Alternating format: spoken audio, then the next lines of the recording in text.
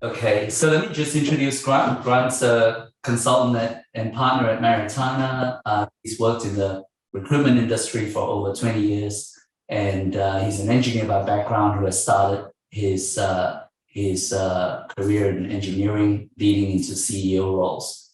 We're delighted to have Grant here. So Grant, why don't I hand it over to you now? Thanks, Kok Kong. Firstly, thanks everyone for taking time to come in this morning. I know the topic of conversation is always really important and actually quite personal to everybody. In fact, just in terms of my introduction, as Kok Kong said, I'm originally an engineer and now in this kind of weird place of senior level recruitment. I guess the thing that's defining for me in this space is we see both the best and the worst of people. And that's a good thing and it can be a bad thing. From a personal perspective, I've been in transition before as well. So I've got a pretty good idea, first-hand idea, but it's my experience of what transition feels like. And frankly, I wasn't particularly good at it, but I learned a few things about myself along the way, and those things are still defining for me. So I think it can be a good journey for everybody. The reason I named today was sort of about these three questions. The three questions I wanted to discuss today are, who am I, as in you, not me? Why are you here? And who should you be talking to? They're the three questions that I think are really defining for everybody. And I know that sounds pretty simple, but let me go a little bit further. The first thing is I would say to you is just in terms of setting the scene, some of the rules of thumb that weren't obvious to me when I was in transition, and I just wanted to kind of surface those and just mention them. The first thing is you got to assume that everybody is here to help you. I don't think I've been in a situation where I've been in transition or been a bit vulnerable where people have wanted to harm me. In fact, very much the opposite. The challenge, though, is you've got to be ready, willing, and able to accept and act on their willingness to help you. So, and I think that's really important. This idea of being ready and being willing is really important. The other thing I'd mention is that the good and the bad news out of where you're at today is the same news. This is going to end. So it can either end well or it can end not so well, but it's your adventure. So good news, bad news is the same news. I think it's challenging for everybody. We evolve through our careers and we're in control until the day that we're not anymore. And Paul, I heard you say before that you were made redundant.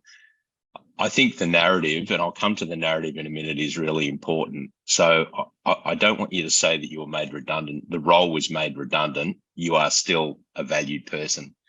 And I think that's really important. The words in this game are really important because it's ultimately, it's how we connect to people. But as individuals, as executives, we evolve through our career. The alarm clock goes off. We get up. We get ourselves ready. We put on the suit of armor.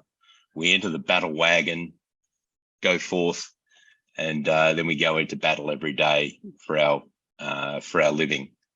The day that stops can be a challenging day, and not having that level of routine can be a challenge for a lot of people. So what I would say is, get a routine. I think a routine is important, and it doesn't always involve getting up at 6 a.m. and putting on your suit or your work clothes. It can involve a whole range of other things. As I said to you, the good news and bad news is the same. Because if this ends well, and hopefully you've learned something about yourself and your family along the way, it should actually be an enjoyable process. It may not seem that way for some. What good looks like when you're in this mode, and this is, data point of one. So, take it as a data point of one, not necessarily a rule for everybody. But what good looks like in my world is, I reckon you've got to wear out at least one pair of leather shoes. If you haven't worn the soles off them by walking up and down, in the case of Melbourne, Collins Street, in the case of Sydney, maybe Pitt Street, George Street, wherever, then you're not doing it hard enough.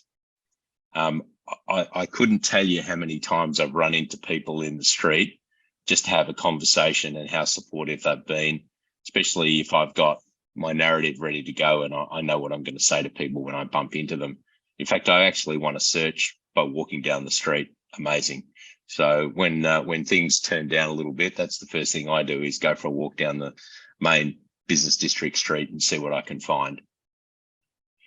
So what good looks like is probably 3 to 5 meetings a week, probably across the course of a couple of days.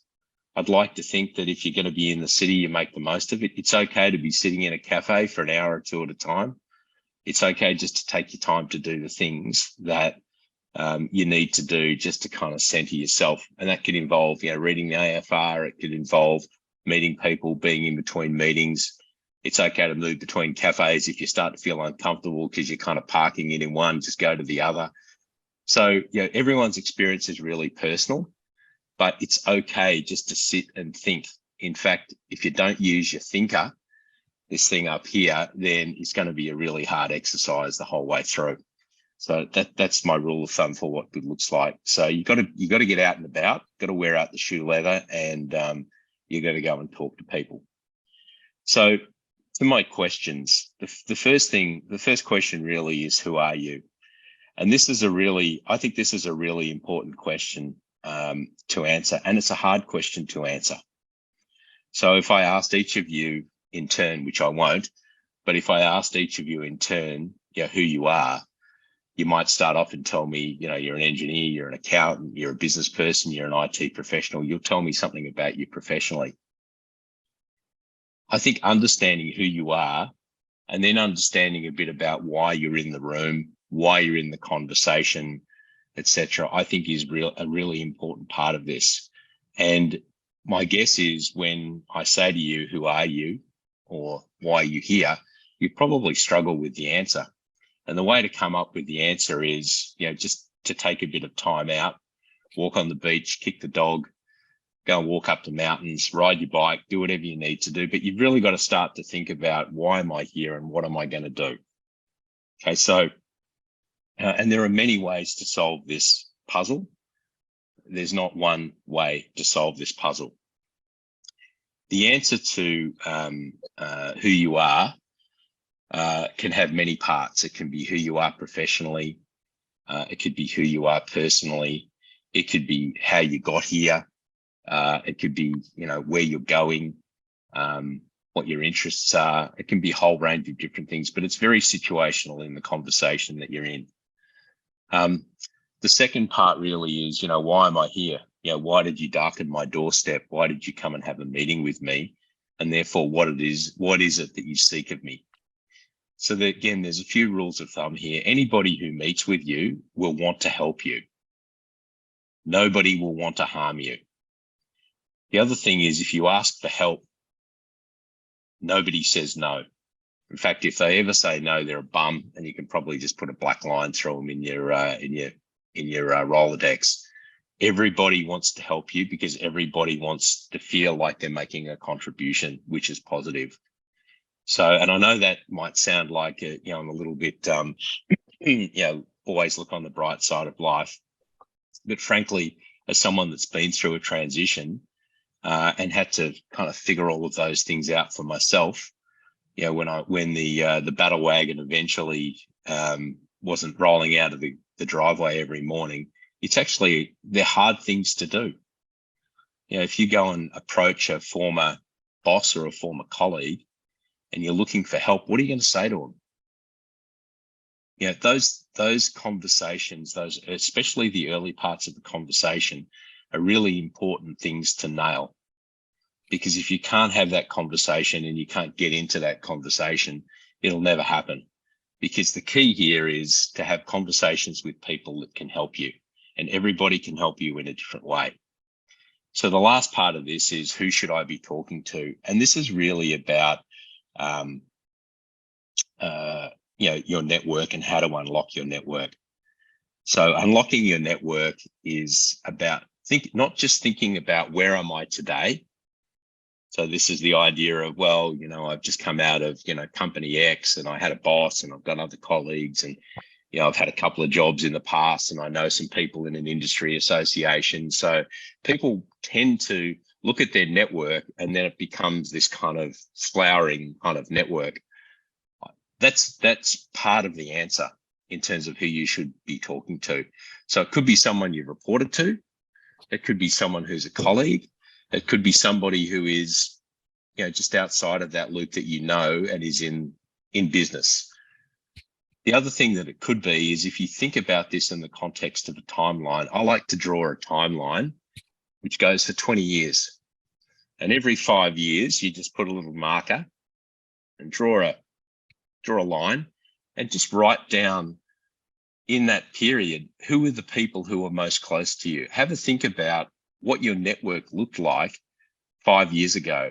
Have a look at what it looked like 10 years ago and maybe 20 years ago. It wouldn't go beyond 20 years, but at about 20 years, it's really interesting to see what's happened in terms of your network. What you'll find is when you start to talk to your network at different levels, as I said to you, they'll all want to help you. Everybody wants to be supportive of someone who's in need. But what's interesting is there's something special about them in your network because they've had an experience of you. Now, it might be 20 years ago, but you don't really know what that experience was. But if they pick up the phone, they answer your text message, whatever, chances are they remember you as you were back then. They don't necessarily know what your journey's been and where you are now, but they'll remember you back when you were back in those days when they were with you. And I'll just give you one example and then just give you a couple of other kind of random thoughts. So here's an example of one. I have a twin brother, believe it or not, looks just like me. He was in transition back in 2017. And he'd been out of work for best part of 6 months. And as you'd expect, keeps knocking on my door. Grant, you're in this game. Why can't you help me? Surely you can get me a job, etc. I was encouraging him to have a look at his network, and he told me vehemently that that's what he'd done. What I said to him at one point when I got frustrated with him, I said, well, why don't you show me what you've done? So he showed me his network, and true to form, it was this kind of flower of people that he knew in this kind of network of connections. And I said, what about 10 years ago? What about 20 years ago? Anyway, cut a long story short, we went back 20 years, and that was when he was managing a local subsidiary company selling electric fans and motors, but he was the local country manager, king of the castle, if you will. And I said, well, what about there? Who were the key people there? And he said, oh, there were three of us. There was, we all had the same jobs. One guy was in Germany and he looked after Eastern Europe. There's another guy in the UK and he looked after Western Europe. And there was me and I looked after Australia and Asia. So, okay, well, where are those guys now? Anyway, there's this magical thing called LinkedIn. Now, let's not assume that LinkedIn's the source of all truth, but it's accessible to everybody. Right. So I said, let's find that guy. So we found that guy in the UK, and then we kind of had a look. And I said, well, what about him? Would he, is there any contacts? Is it worth a conversation with him?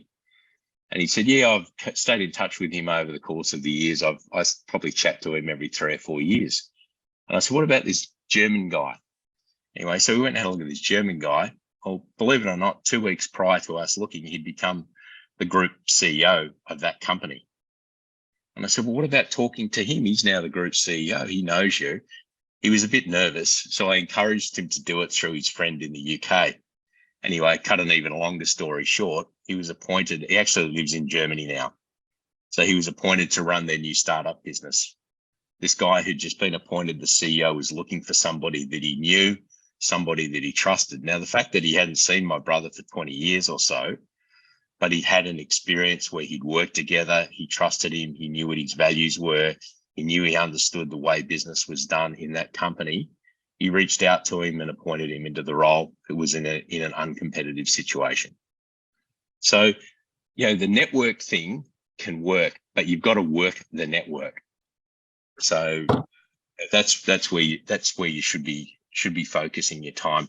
The other area to focus on, which I know people talk a little bit about, is knuckleheads like me and Cock Kong. There's plenty of us in the marketplace, lots of firms. Look, It's a necessary evil to make people like us aware of your existence and what your interests are. But every time you talk to someone like me or Kong or your net worth, you need to have your narrative ready. And the narrative is not a one-size-fits-all thing. You need to think about, why am I here? What am I going to say? Who am I? How can this person help me? So constantly asking yourself questions and then trying to reposition your conversation to make sure you get the most out of it. What good typically looks like is that out of every meeting that you have, you get at least one thing, ideally two things to do. And that could be something that the other person does. It could be something that you need to do, because in the conversation, inevitably what will happen is it'll go something like this. My role was recently made redundant. I'm back in the marketplace. I'm looking for such and such. I'm open to roles in this particular area. You might say, is that something that you've got views on? Any insights on that market? I know you're close to that. They might say, actually, I know there's some stuff going on in there and there's a company that could be of interest to you. They're over here. Your question then should be, is there someone there you can refer me to? So having the courage, which can be hard, I can tell you, having done it myself, having the courage to actually ask the question, is that somebody you could refer me to? Is that someone you could introduce me to? So then you're getting them busy. So if you think about my 5 meetings a week, if there are 2 things to do out of every 5 meetings, then there's 10 things to get done during the week. It's like a flywheel, and flywheels need momentum. Sometimes they take a little bit time to kind of get rolling, but once you get it rolling, you get some momentum and away you go. It'll also help you build confidence. The last thing that I will say to you is this, and that is understanding what you want is incredibly important. What you want ultimately will be defined by a whole range of different things, where you've come from, what you want to do, what your monetary circumstances are, et cetera, all very, very personal things. So let me give you 3 options to think about in terms of the sorts of things that you might want.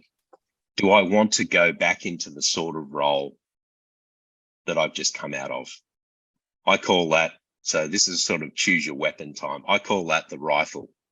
Don't really know what else to do. I'll stick another bullet in the chamber and pull the trigger, and I go back in the same direction. That's kind of the rifle approach. I just want to reload.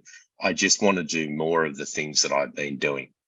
And this could form part of your narrative, so understanding what it is that you want. The second option might be the portfolio. I think of this as the Swiss Army knife. So it could be a part-time role. It could be an advisory role. It could be a contract role. It could be a director role. What it probably isn't is 38 to 40 hours a week getting paid by a single employer. It's probably a combination of things that becomes a portfolio of things that you work on.